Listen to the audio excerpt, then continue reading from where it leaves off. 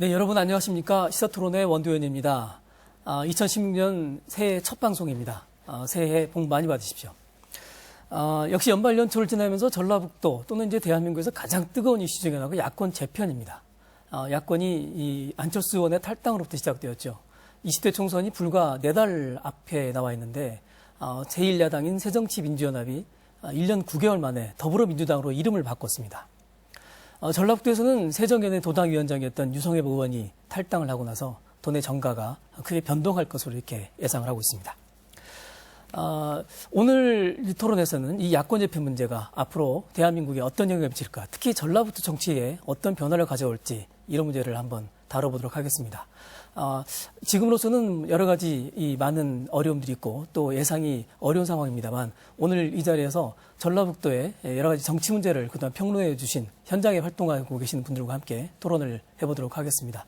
오늘 나오신 패널들 소개해 드리겠습니다. 먼저 박동천 전북대학교 정치외교학교 교수님 나오셨습니다. 안녕하세요. 예, 반갑습니다.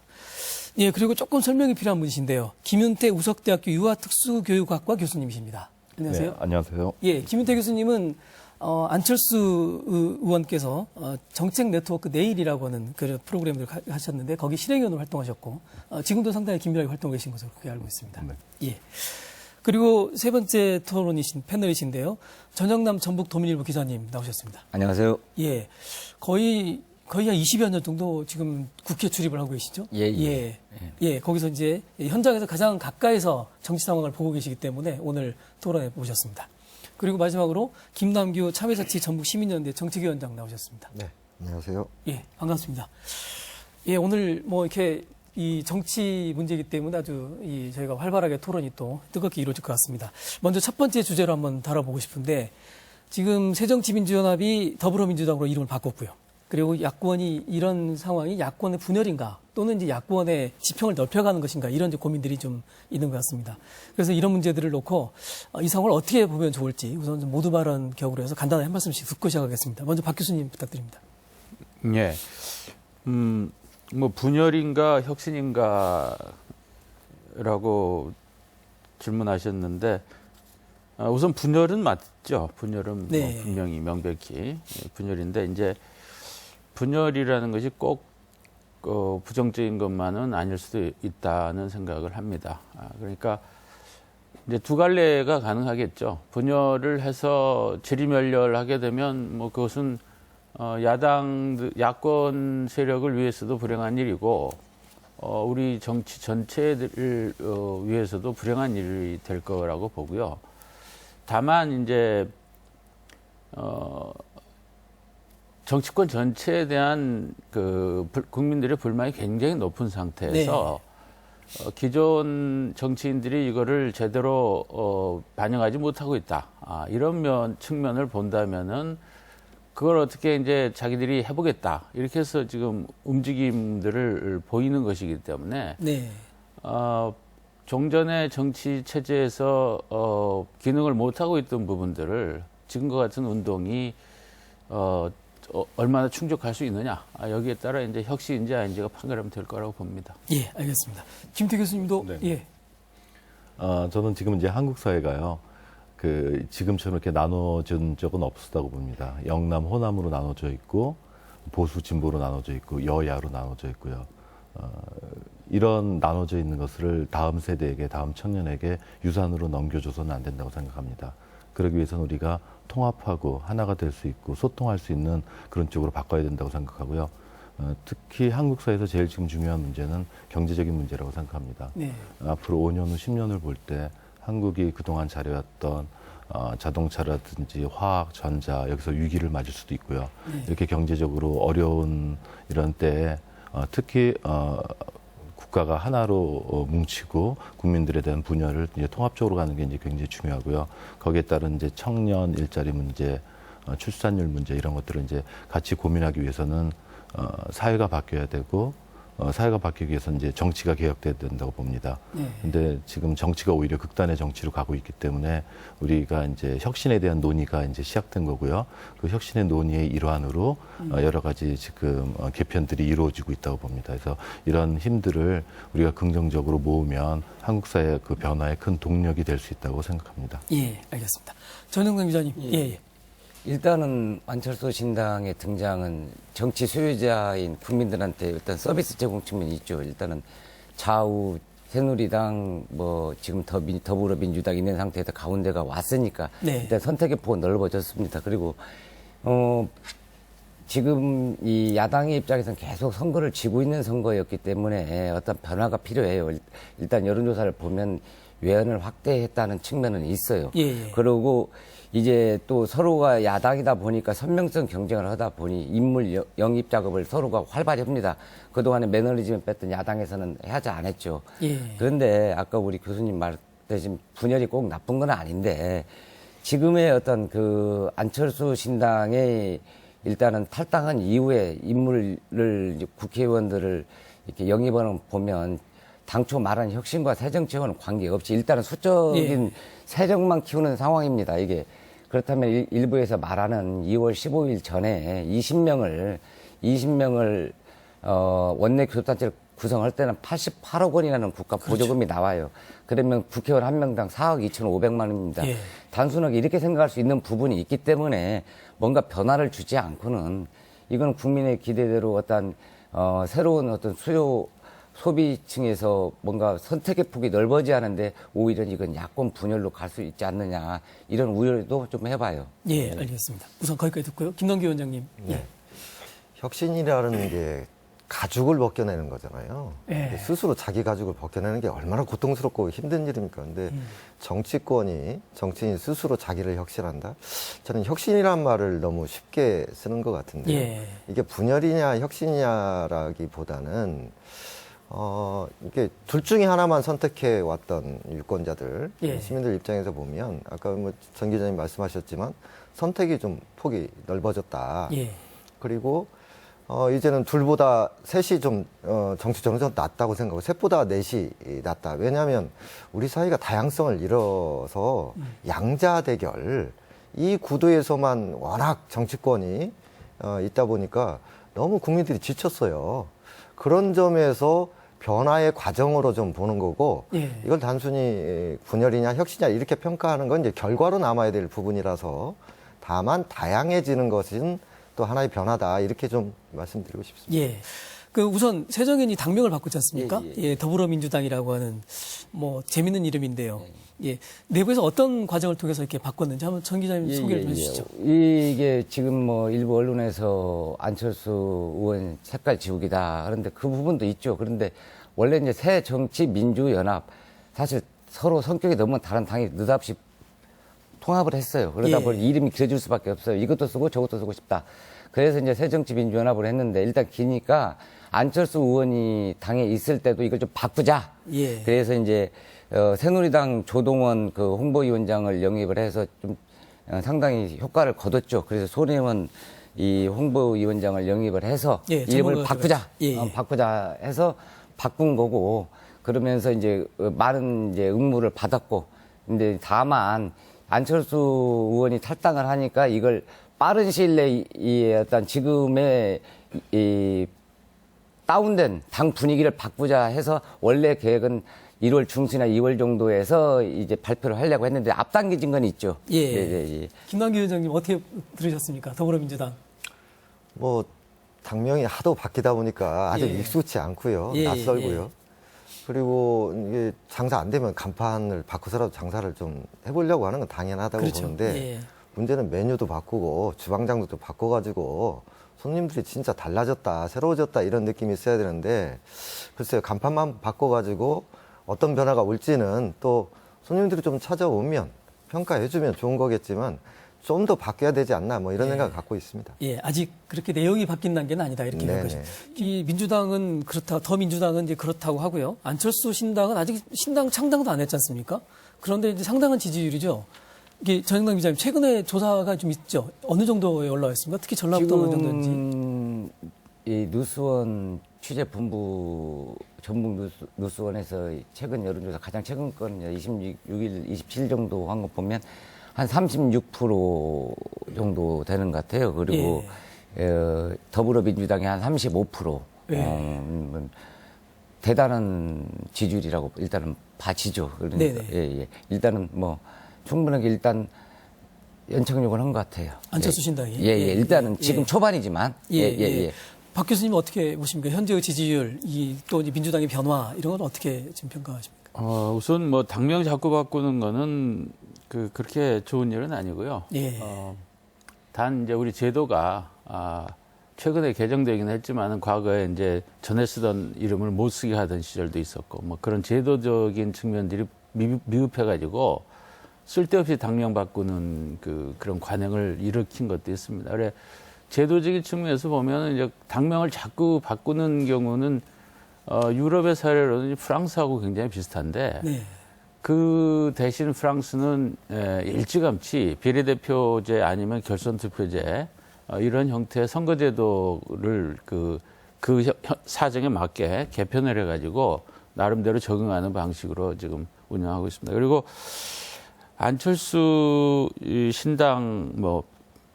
신당이 아직 생겨나지도 않았지만 어쨌든 예상되는 신당의 지지율은 저는 이건 좀 이제 거품이라고 생각합니다. 현 상계에서 평가한다면은 가령 2012년에 안철수 씨가 처음에 2011년이죠. 서울시장에 양보할 적에 그때 50% 이런 지지율이 나왔었는데 그것이 이제 구체적으로 표로 환산될 수 있는 지지율은 아니었고 전체적으로 이제 국민들이 정치에 대한 불신과 불만이 높은 그런 상태에서 뭔가 이제 희망을 찾아보려는 그런 몸부림이 그렇게 표현된 것이고 거기에 이제 이 타이밍이 좀 맞았던 것이죠. 근데 많은 사람들이 지적하지만 지난 3년 동안 안철수 씨가 무슨 컨텐츠를 내놓지를 못했고 최근에 이제 행보를 좀 적극적으로 보이는 것은 제가 보기에도 좀 눈여겨볼 만하다고는 봅니다만은 여전히 컨텐츠는 없어요. 지금도 계속. 그리고 두고 봐야 될 일이고 잘 되기를 바랍니다. 잘 돼서 한국의 사회에 보탬이 되면 얼마나 좋겠습니까? 단 현 단계에서는 좀 유보다. 어떻게 보면 희한한 현상이죠. 창당도 되지 않았는데 그 지지율이 30% 이상 이렇게 나온다든지. 그리고 지난 대선 전에도 보면 박근혜 후보와의 양자대결 구도에서 거의 당선 가능한 그 어떤 지지를 받았던 여론에서 이런 것들이 굉장히 좀 희한한 거예요. 그래서 교수님 말씀처럼 이 당의 정체성이나 지지율이 계속 갈 거냐 이런 것도 관심이지만 아직도 이 현상이 왜 벌어지고 있는가라고 하는 것은 바로 국민들이 보내는 메시지라고 보는 거예요. 그러니까 지금 양당 구조 체계에서 기존의 정치 세력에 대한 불만 찍을 데고 없고 그래서 이쪽으로 지지를 보냄으로 해서 이쪽에 반대 의사를 밝히고 있는 거거든요. 그런 점에서 거품이 일부 껴있을 수도 있지만 거품이 아니라 떠나서 국민들이 안철수 신당을 통해서 보내고자 하는 어떤 의사표현이 뭐냐 이것에 좀 더 관심을 가질 필요가 있다 봅니다. 이제 그 점이 이제 가장 중요한 게 이제 호남 민심이라는 거 아니겠습니까? 이제 안철수 신당이 정치적으로 기반하고 있는 게 호남이라고 하는 이야기인데 김태 교수님 호남의 민심 또 호남에서의 안철수 신당의 바람 어떻게 평가하십니까? 저는 일단 그 호남을 이렇게 하나로 놔서는 안 된다고 봅니다. 전북이 갖고 있는 그런 특색들이 있고요. 또 전남이 갖고 있는 특색들이 있고요. 물론 이제 멀리 떨어져 보면 전체적으로 이제 호남이라는 그 카테고리 안에도 늘 수도 있는 많은 공통점들이 있죠. 하지만 제가 이제 전남은 잘 모르고요. 전북에서 느끼는 거는 전북이 갖고 있는 도민들의 그 정치적인 성향이라든지 그리고 표심이라든지 이런 것들은 아주 높다고 봅니다. 그리고 대선이라든지 가격대 선거에서도 항상 이제 전북이 이제 바로미터가 됐었고요. 그래서 지금 전북이 많이 이제 변화하고 있고 전북에서 정치 제도를 바꾸는 것 혹은 지금 정치 체제를 바꾸는 것에 대한 높은 열망들을 여기저기서 확인할 수 있습니다. 그래서 저는 아까 우리 정 기자님 말씀하신 것처럼 이제 중도를 이렇게 딱 정한다. 거기도 저도 동의합니다. 이렇게 딱 그렇게 나눠줄 수 없고요. 저는 한국 사회가 진보, 보수, 중도 이렇게 나눠진다고 보지 않습니다. 아주 다양한 생각들을 갖고 있고요. 또 경제 문제에서는 또 경제 문제대로 또 비슷한 생각을 갖고 있는 사람들이 있고 또 안보 문제 다 다양하다고 봅니다. 예. 이거를 이제 극단적인 정치가 이데올로기 이념으로 해서 이제 묶어놓은 거죠. 그리고 양쪽 극단을 만들어놨기 때문에 이게 이제 대결처럼 보이는데요. 이런 정치가 개혁이 되면 이런 대결 구도는 원래 국민들이 갖고 있는 다양한 생각으로 다시 환원이 된다고 봅니다. 정치는 그것을 주도해 나가야 된다고 보고요. 예, 박 교수님. 이제 호남에 대한 얘기를 저희가 하면서 김대기 교수님은 다양성 문제까지 말씀하셨고요. 그랬는데 전북의 정치, 또 크게 보면 호남의 정치, 이것과 안철수 신당과의 관계 어떻게 평가하십니까? 일단은 좀 아이러니죠. 예. 지금 안철수 의원이 부산 출신이지 않습니까? 예. 그리고 호남 쪽에 이제 더불어민주당에 과거에 속했다가 탈당한 분들은 이 더불어민주당의 이제 문재인 세력을 영남 패권주의로 보고서 예. 거기에 불만을 느껴서 탈당한 거예요. 그러니까 예. 거기서부터 지금 그 영남 패권주의가 싫어서 탈당한 분들이 또 부산 출신인 안철수 의원하고 같이 가고자 하는 것도 이제 하나의 아이러니고, 또 혁신을 얘기하는 사람들이 지금 거의 되게 좀 혁신 대상 비슷한, 뭐 꼭 그렇게 단정할 수는 없습니다만은, 이런 사람들하고 이제 어떻게 해서든지 힘을 합하지 않으면 안 되는 이런 현상도 아이러니고, 그 다음에 더 이제 현실적으로는 지금 거론되고 있는 분들이 뭐 황주영 의원, 뭐 김동철, 천정배, 박주선, 박준영 전 지사 뭐 이런 예. 분들인데, 이 사람들이 제가 보기에 별로 그렇게 같은 색깔이 아니에요. 이념적으로. 이들끼리도. 예. 거기다 안철수, 아까 뭐 지금 전 기자님 말씀하셨듯이 천정배 의원하고 안철수 의원이 뭐 여러 가지 면에서 다르죠. 김동철 의원 한미 FTA 같은 경우에 김동철 의원하고 천정배 의원은 완전히 서로 반대되는 입장이었던 예. 거죠. 그래서 이분들이 지금 그리고 이제 같은 당을 할지 안 할지도 전부 암중모색하고 있는 중이거든요. 그래서 굉장히 많은 불확실성이 게재하고 되고 있고, 이거를 한마디로 호남의 정서라든가 이렇게 이제 부르는 것은 좀 굉장히 오도적인 면이 있다고 봅니다. 네. 그렇군요. 정 기자님, 전라북도 이야기를 조금 해보면 유성엽 위원장께서 일단 탈당을 하셨지 않습니까? 예. 그 내부에 뭐 만나보셨죠? 그 이후에. 예. 어떤 입장이시는가요? 유성엽 의원 같은 경우에는 대단한 파이터죠, 성격적으로. 네. 상당히 박격의 의지도 있고 여러 가지 있는 부분인데, 본인은 탈당 변해서 지금의 더불어민주당으로는 정권을 교체할 수 없고, 그다음에 또 하나는 컷오프 공천 방식에 있어서 미리부터 재단하는 것에 대해서 마음에 들지 않는다. 이거는 어찌 보면 살생부 성격을 가질 수도 있다. 본인이 이제 무소속으로 2번 됐기 때문에 일종의 어떤 공천의 트라우마가 있을 수 있죠. 예. 이게 이제 유성엽 의원의 이제 탈당의 변이었고, 저는 막연히 생각을 해보면 유성엽 의원은 좀 어찌 보면 지역에서라든지 중앙에서 열심히 활동한 부분이 있어요. 그런데 무소속에 2번 있다가 복당을 하고 이러다 보니까 전라북도 정치나 중앙 정치권의 주류의 길이 아닌 비주류의 길을 갔단 말이에요. 그래서 최고위원에 2013년도 복당하자마자 나왔는데 그 실패했어요. 그 당시 때는 전라북도 의원들이 많이 도와줬어요. 그 다음에 도지사 선거 나왔는데 최고위원 나온 다음에 도지사 선거를 나오니 국회의원들 이건 아니다 해서 안 찍어줬어요. 그 다음에 최고위원 나온 다음에 또다시 도당위원장에 나와요. 이건 좀 정말 아니다.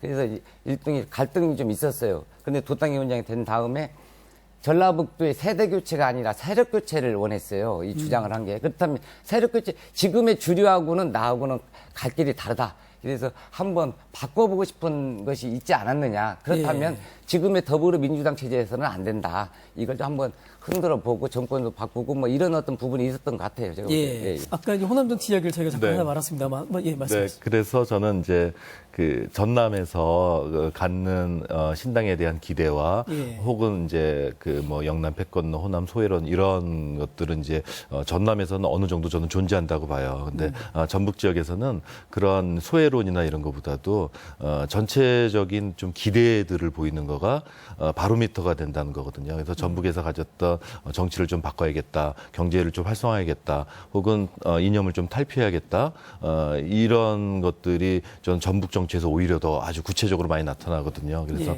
전 전북의 민심을 잘 살피면 앞으로 이제 한국에 가야 될 방향 같은 것도 우리 잘 알 수 있기 때문에 호남 민심은 그 안철수 신당에다 거는 기대가 전북에서 이렇게 높게 나온 거는 그런 의미를 갖는다, 저는 그렇게 볼 수 있습니다. 네. 네. 그러니까 이제 전남하고는 좀 다르게 전북의 네. 정치가 상당히 균형 잡힌 지금 지지를 하고 있다. 그래서 안철수 의원에 대한 전라북도민들의 지지는 상당히 내용이 있는 거다 이렇게 평가하시는 거군요. 그렇죠. 그리고 지금 예. 이제 높게 나온 데서는 이제 48% 정도 나오고, 예. 그다음에 지금 이제 구 새정치연합, 그러니까 더불어민주당보다도 2배 정도가 더 나온 그런 여론조사도 있어요. 그래서 예.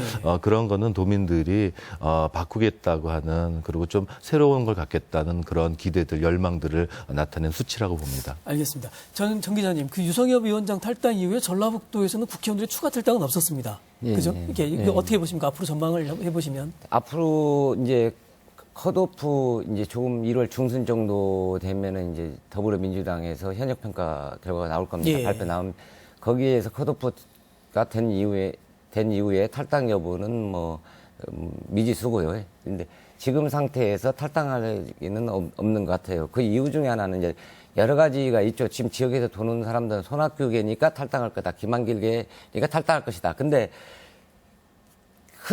흔들고 있어요. 많은 그쪽 탈당한 사람들이 너 나랑 같이 나가자 이렇게 하고 있기 때문에 어떤 소문이고 본인들은 뭐 나간다는 생각은 전혀 한 적도 없고, 다만 왜 안 나가는 이유가 있어요. 일단은 아까 말대 이야기를 하다 보면은 일단 탈당을 하게 되면 본인이 지금 갖고 있는 현역 프리미엄이 하루아침에 1대1 구도가 갑니다. 그러니까 탈당하는 순간 더불어민주당은 저격수가 나와요. 대항마가 나와요. 예를 들어서 정읍에 지금 탈당했죠? 거기 사람을 지금 찾고 있는 중이에요. 그렇다 보면 그 1대1 구도가 나오기 때문에 현역 국회의원 당선이 가장 중요하고, 네. 또 전북의 민심이 아직은 당신들한테 탈당을 요구하지는 않는 것 같아요. 지금 그래요. 상태에서. 예. 예. 김만기 위원장님 어떻게 보십니까?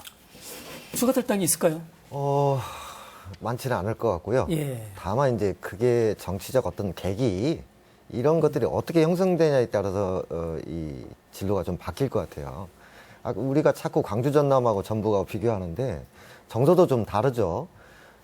전북의 민심은 조용히 있다 마지막에 이렇게 표 딱 찍어주는, 그러니까 표현을 잘 하지 않고 결론만 내는 형태고, 광주 같은 경우는 좀 적극적으로 선택하고 행동하는, 광주 전남은 이런 거라고 하면, 근데 이 사이에 좀 정치적 계기점에 다른 게 있다고 보는 거죠. 아까 이야기하셨듯이 윤장현 시장 공천 과정, 권은희 공천 과정, 그 다음에 천정배 의원의 또 이런 부분도 있고, 그 다음에 이정현을 당선시키는 과정이라든지 이런 게 있었는데, 전북은 인물에서도 그렇고 외부적 또는 내부에서 이런 정치적 계기가 없었어요. 그러니까 즉 선거 정치라고 하는 것은 민심은 돌지만 어떤 후보 사람과의 접촉이 됐을 때 폭발력을 갖는 거거든요. 예. 근데 유성엽 의원은 신당 탈당은 했지만 신당 바람을 일으킬 만한 그런 성격의 충격은 아니라고 보는 거고요.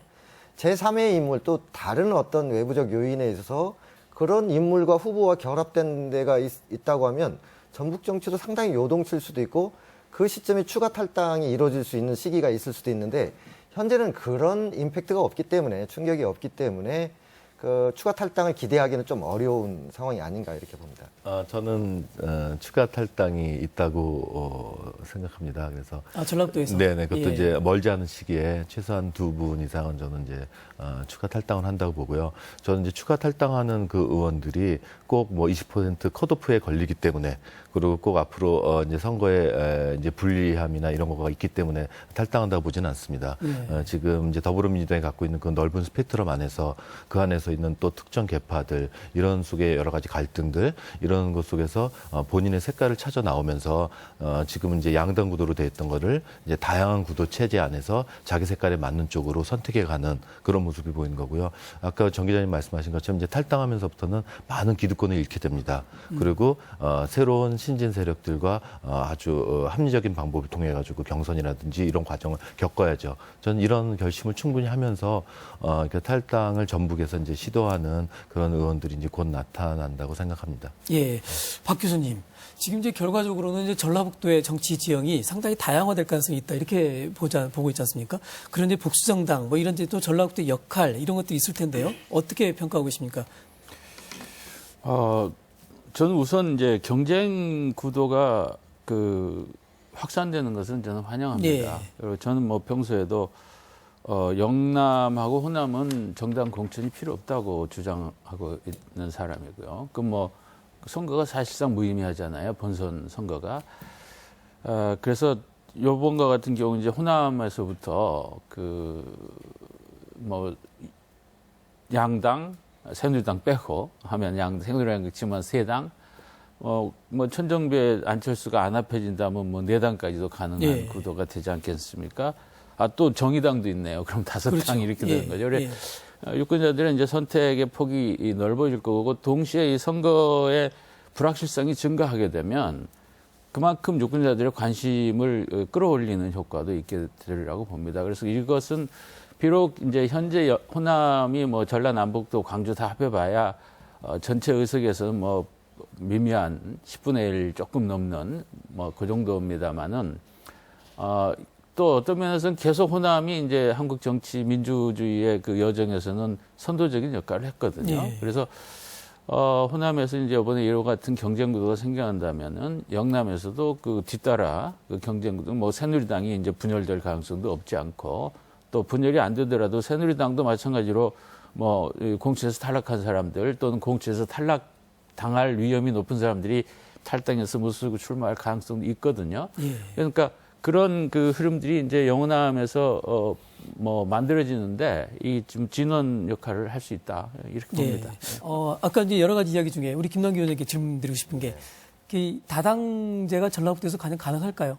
우선 첫 번째 한번 전망해 보시죠. 제가 점쟁이도 아니고 예, 가능하냐 안 가냐는 예. 게 중요한 게 아니고 새누리당이나 예. 정의당 이런 쪽의 지지율이 상당히 확보가 될 수 있을까요? 물론 완산을 같은 경우는 정운천 후보가 예. 이제 후보 난립이 되면 이제 가능성이 좀 높아진 거 최근 선거에서 계속 지지율이 예. 확보되고 있기 때문에 예, 고정 지지가 있으니까요. 그거 기대해 예. 볼 만한 부분이라고 보고요. 예. 그다음에 또 하나의 변수가 정동윤 전 의원의 출마 그리고 단독 출마냐 아니면 이렇게 스크럼을 짜고 여러 명을 이렇게 같이 세팅해서 나가느냐에 따라서도 파결이 좀 달라질 수 있고요. 그런데 우리가 함정이 있는 게 네.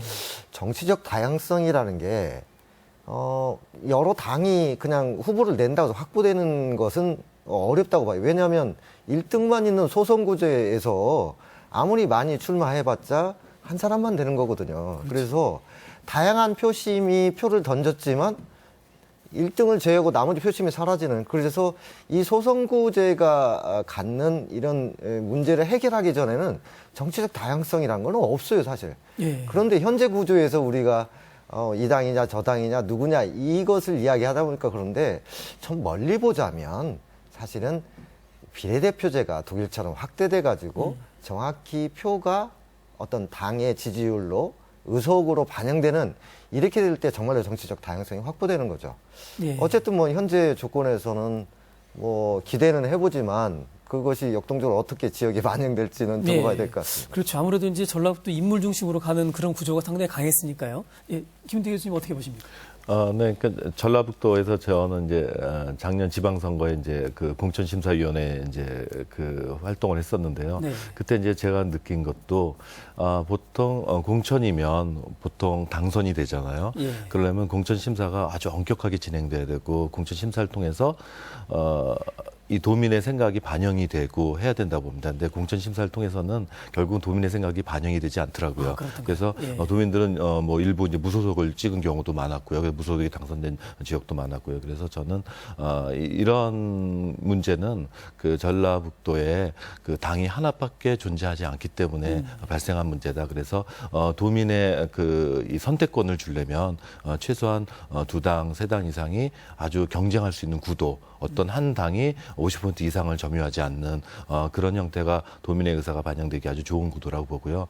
지금 이제 말씀하신 것처럼 그러려면 이제 지금의 소선거제 갖고 있는 한계들을 이제 극복해야겠죠. 그래서 이제 비례대표제라든지 이런 것들을 이제 확대 도입을 해야 되고, 하지만 이번에도 보셨지만 결국은 도입을 하지 못합니다. 지금 구도에서 지금 양당 체제 여야 구도에서 서로 간의 이득 을 보면서는 결국은 도입을 안 하죠. 그리고 저는 뭐 꼭 중선거지나 비례대표가 전체 모든 문제를 해결할 수 있는 그런 만능 열쇠라고 보지는 않습니다. 다 각기 갖고 있는 장단점이 있고 그 사회가 발전시켜오는 그런 측면들이 있어서요. 그 안에서 제일 적합하고 지금의 문제를 극복할 수 있는 문제, 특히 각 그 국민들, 시민들의 그런 선택권 혹은 그 표 이런 것들이 사표가 되지 않고 적극 참여할 수 있는 그런 제도를 위해서 우리는 또 이제 노력을 해야 된다고 봅니다. 예, 우리 정 기자님 어떻게 보십니까? 다당제 구도가 될까요? 저는 전라북도에서? 다당제 예. 구도가 어렵다 이런 어렵다. 생각이 들어요. 결국은 양당으로 갈 거다. 2004년도에 열린우리당 때 보면 전남이나 광주 같은 경우에는 민주당과 열린우리당이 공존을 했죠. 근데 예. 우리는 뭐 전 지역을 열린우리당이 이제 석권을 했잖아요. 그랬어요. 그리고 지금의 어떤 안철수 신당이 앞으로 지켜봐야 할 부분이 아까 저는 상당 부분 지금의 지지율이 가장 유지가 될 수 있는가에 대해서 좀 의문이 있어요. 그러다 보면 이 어느 한편 그다음에 야권 통합이라는 게 인정을 안 되면 국민들이 또 현명하니 또 그걸 또 보고 있어요. 그래서 어느 정당이 우리 지역에 맞는 정당인지 또 정권 창출을 할 수 있는 정당인지 저는 표 쏠림 현상이 분명히 일어나서 다당제는 어렵다고 보고 아까 우리 김남규 위원장 말대로 어떤 황금 분할 상황에서 완산을 같은 경우에 이런저런 상황에서는 있을 수는 있죠. 그렇지만 그거는 예. 어떤 이변이죠, 이변. 예. 그리고 아까 이제 한마디만 더 하면 호남 정치에서 어찌 보면 김대중 대통령이 이 13대 등장한 이후에 우리는 30년 동안 계속적으로 호남 정치의 틀에서 전북 정치가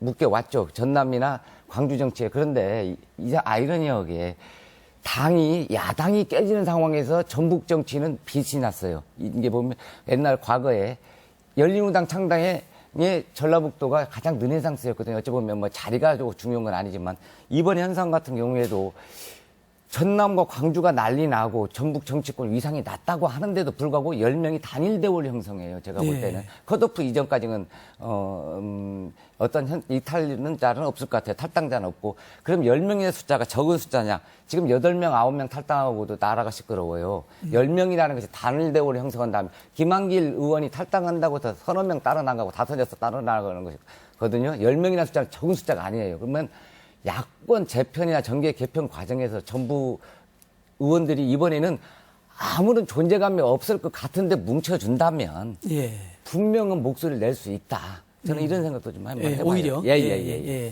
근데 이제 그런 이야기와 관련해서 역시 또 바꿔야 된다는 또 변화에 대한 열망도 굉장히 큽니다. 전라북도에서도 그렇고 전국적으로 그렇게 보면 이제 이른바 아까 20% 컷오프 이야기도 했습니다만 현역군의 물갈이가 또 논란이 될 수밖에 없는데 박 교수님 어떻게 전망하십니까? 현역군 물갈이가 얼마나 계속해서 이루어질 수밖에 없는 상황인가요? 공천 과정에서 양당이 지금 뭐 혁신이라는 단어의 뜻이 어떻든지 상관없이 지금 더불어민주당만이 아니고 새누리당도 혁신을 어쨌든 팔아야 되는 그런 형편이거든요. 안철수 세력이나 뭐 천정민주당 다 마찬가지죠. 그래서 그 물갈이가 공천 과정에서 뭐 불가피하게 일어날 거고 폭이 20%는 분명히 넘을 겁니다. 어쩌면 새누리당이 훨씬 더 많은 물갈이를 할지도 모르고 이제 친박이 완전히 친위 그 쿠데타를 일으키게 되면은 또 이제 유권자들의 선택도 뭐 아무리 애누리를 해서 치더라도 후보는 지난 선거보다는 훨씬 더 많아질 거예요. 경쟁은 훨씬 더 강화될 거고 따라서 유권자들의 선택의 폭이 넓어질 거기 때문에 뭐 알 수 없는 그러니까 선거 결과를 예측할 수 없는 그런 선거구가 훨씬 더 늘어날 겁니다. 그런 면에서 이제 그 물갈이가 이제 자연스럽게 일어나겠죠. 국회에 계시니까 그 전 기자한테 하나 묻고 싶은 게 지금 새정연 지금 더민주당이 과거부터 현역 그 물갈이 20% 이상 이렇게 주장했고 지금 현역 평가도 다 했고요. 그런데 이제 안철수 의원 탈당 때문에 이 컷오프 폭을 대대적으로 가져간다고 했을 때 탈당 도미노 현상을 촉발시키는 거 아니냐. 그래서 현역 물갈이는 좋지만 거꾸로 안철수 신당을 도와주는 격. 그래서 20석의 뭐 원내대표 원구성을 가능하게 하는 도와주는 격이 아니냐라고 해서 컷오프가 좀 줄어들 거다라고는 예측이 하나가 있고, 아니다. 그 안철수 신당과의 어떤 선명성 경쟁이라든지 이런 것 때문에 20% 이상 진행할 거다. 이런 의견이 있는데 어떤 시각 지금 참 이게 코미디죠. 이 인위적 물갈이를 한다는 것 자체가 국민이 하는 거지. 그걸 이제 근데 어쨌든 국민의 눈높이는 바꾸기를 원하니까 바꿉니다. 근데 21명 지역구 의원은 21명, 비례는 4명 바꾼대요. 그러니까 탈당자 명단이 21명을 넘어가면 컷오프는 없어요. 그런데 만약에 18, 19명이면 2명 더 컷오프 시켜요. 그러니까 코미디죠, 코미디. 어쨌든 간에. 수학적으로 그렇군요. 예. 그래서 그런 부분 앞으로 저도 이제 있지만 18대, 19대 때 컷오프를 했죠. 근데 국민들이 좋아해요. 근데 저 여기 국회 정치부에 오래 있으면서 학교 수업 리포트 제출하는 것도 아니고 이걸 정말 일일이 내가 법안은 몇 개 냈고 뭘 냈고 이런 A4 용지에 다 적어가요. 그러면 제출해요. 이걸 갖다가 잘라요. 좀 말은 안 돼요. 그런데 국민의 어떤 욕구를 충족을 시켜줘야다 보니까 뭐 그런 것 같아요. 제가 볼 때는. 결과는 뭐 그렇게 신통치는 못했죠. 그러니까 최근에 한 20년 사이에 이제 많은 물갈이들이 있었는데 그렇다고 해서 정치판이 뭐 크게 달라진 건 없거든요. 그래서 역시 아까 우리 김 위원장 말씀하셨듯이 제도 개혁이 굉장히 중요합니다. 선거제도 비례대표제의 도입과 더불어 지방선거의 경우는 그 선거제도를 지방의회에서 자율적으로 정할 수 있게 하는 게 아주 필요하다고 생각합니다. 예, 알겠습니다. 지난번 지방선거에서 무공천 이야기를 했었는데 거기서도 패착이 있었던 게 이게 호남 지역은 공천하지 않아도 됐거든요. 아까 말씀하실 때 공천의 의미가 없으니까 이걸 근데 전국적으로 무공천을 한다고 했다가 다시 공천을 돌렸다가 만약에 그 당시에 무공천 주장을 하다가 호남 지역은 무공천을 유지하고 나머지만 공천으로 돌아섰다고 하더라도 지역의 변화는 훨씬 좀 컸을 거라고 생각해요. 근데 이 호남 정치를 항상 중앙 정치, 서울의 종속 변수로 계속 가져갔기 때문에 문제인데 어쨌든 뭐 그런 아쉬움도 좀 있는 거죠. 예. 김희태 교수님께 한번 질문 하나 드리겠습니다. 네. 이제 초반에 안철수 의원 이야기하시면서 우리 박동천 교수님께서 콘텐츠의 부족 이야기를 하셨거든요. 혹시 이제 그런 문제는 어떻게 해결을 될 거로 전망하십니까? 그거는 전 이제 박 교수님이 이제 여러 가지 이제 정치 문제나 이런 사회적인 이슈 문제에 대해서 굉장히 글도 많이 쓰시고 아주 훌륭한 글도 많이 쓰시고 많이 말씀하시는데 아까 이제 초반에 말씀하신 것처럼 아무도 안 읽는 것 같다, 아무도 안 보는 것 같다. 그래서 실제 그 안철수 의원이 이 공정 성장에 대해서 그리고 이제 안보 문제에 대해서 외교 문제에 대해서 구체적으로 굉장히 많은 콘텐츠와 안들을 내놨습니다. 그래요. 근데 이제 그거 잘 안 읽는 거죠. 안 보는 거고요.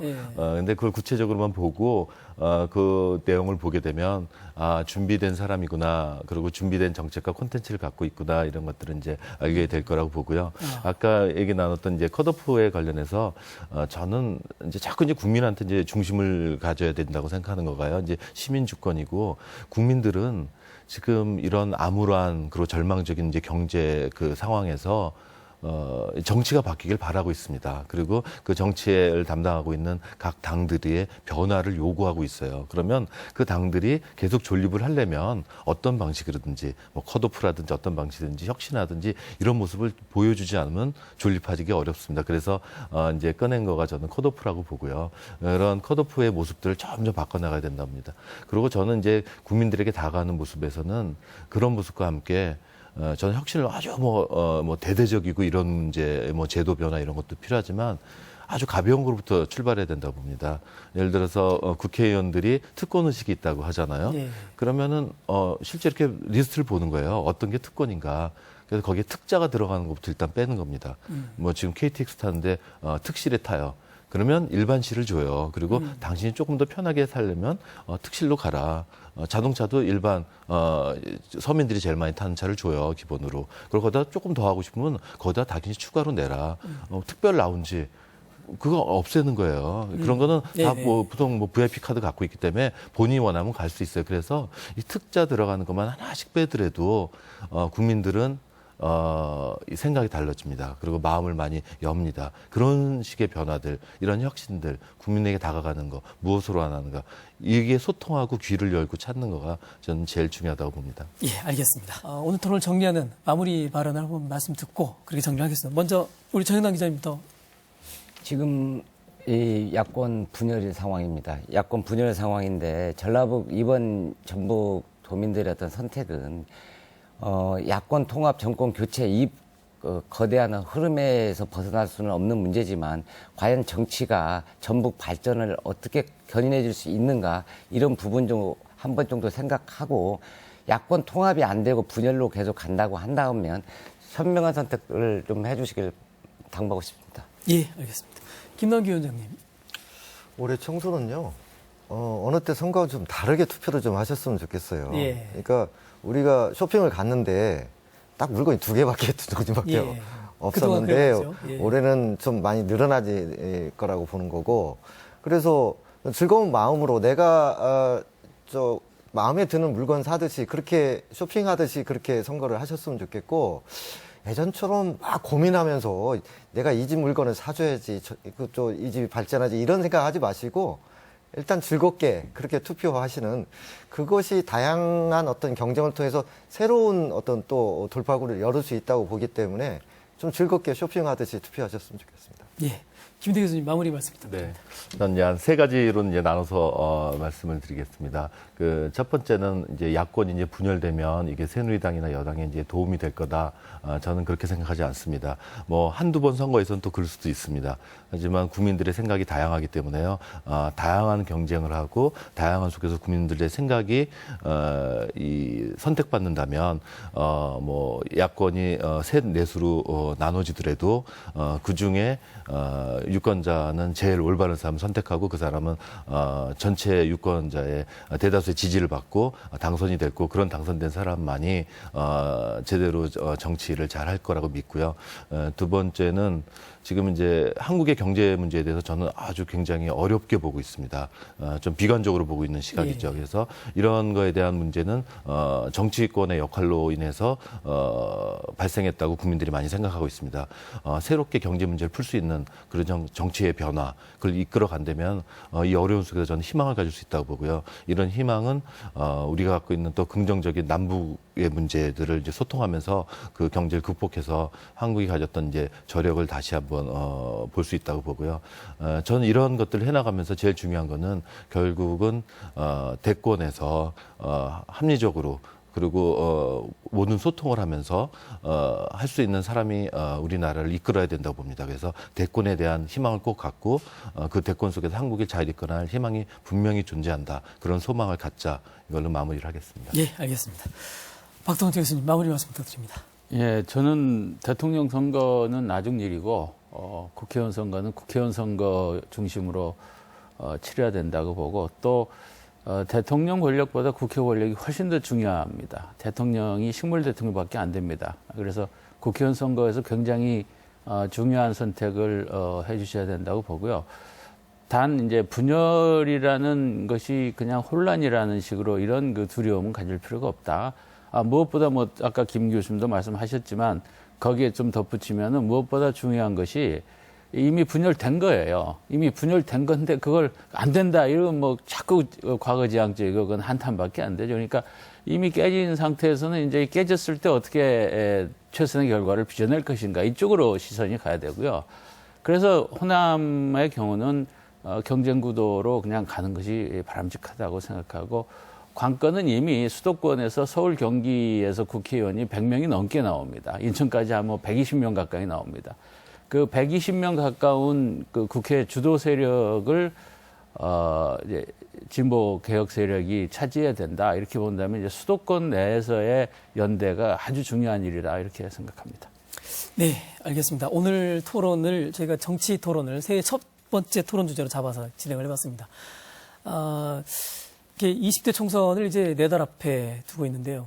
오늘 이제 토론에서 여러 가지 이야기가 나왔습니다. 특히 이제 정치적 다양성의 문제, 그리고 호남 정치의 분열 문제, 이렇게 이야기를 해봤는데, 분열이라기보다는 다양성의 확대, 그리고 여러 가지 이 정치적인 어떤 위기라기보다는 조금 더 지역사회가 발전해 나가고 또 대한민국의 민주주의를 지켜나가고 이런 어떤 기회로 삼자라는 이야기들이 이제 주로 오늘 이야기 토론의 요지였던 것 같습니다. 오늘 토론을 보시면서 이렇게 이 전북 정치의 미래를 전망해보고 또 이 앞으로의 총선이 어떻게 될까를 예측해보는 그런 시간이었습니다만, 중요한 것은 앞으로 지역사회가 어떻게 발전해 나갈 것인가, 그리고 또 지역사회가 어떤 긍정적인 변화를 가져올 것인가 하는 문제인 것 같습니다. 그래서 앞으로 이런 계기를 통해서 우리 유권자들이 조금 더 정확하게 상황을 파악하고 또 지혜로운 선택을 하는 게 중요할 것 같습니다. 오늘 토론 여기서 마치겠습니다. 여러분 고맙습니다.